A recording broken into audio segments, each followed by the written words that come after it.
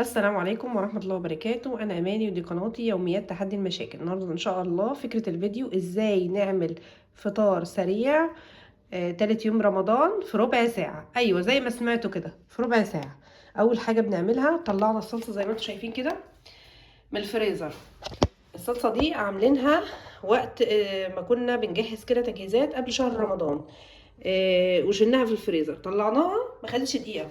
بعد كده جبنا كيس المكرونة، هنسلق المكرونة دي في 12 دقيقة.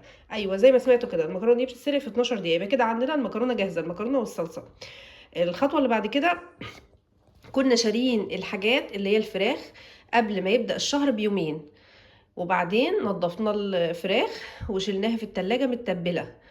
بنعمل لها حاجه اسمها محلول النقع قبل التتبيل ده ب 12 ساعه، وبعدين بعد ما احطها في محلول النقع بشيلها من محلول النقع وبحطها في حاجه اسمها خلطه الشوي.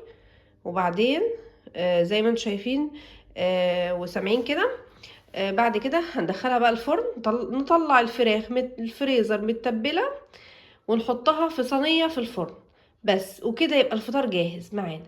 ممكن بقى نحط جنبه ايه؟ اي صوصات جاهزه، كاتشب عندنا، مايونيز. هبقى اشارك بقى معاكم الصوصات دي بتتعمل ازاي. ممكن نعمل شوربه، ممكن نعمل سلطه، ممكن نحط طحينه جاهزه عندنا من قبلها بيوم، ممكن نحط مخلل جاهز عندنا على طول. وكده يبقى الفطار عندنا جاهز وسريع، في ربع ساعه عملنا الفطار.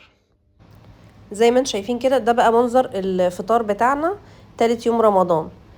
عملنا مكرونه سباكيتي في 12 دقيقه، والصلصه كانت جاهزه معانا، طلعناها يا دوب من الفريزر فكت. وبعدين الفراخ المشويه زي ما انتم شايفين كده كانت جاهزه ومتبله، طلعناها من الفريزر فكت، وبعدين دخلناها الفرن في صينيه، ويا دوبك رشينا عليها كده شويه زيت كده بالبخاخه، وخلاص على كده. وكل سنه وانتم طيبين.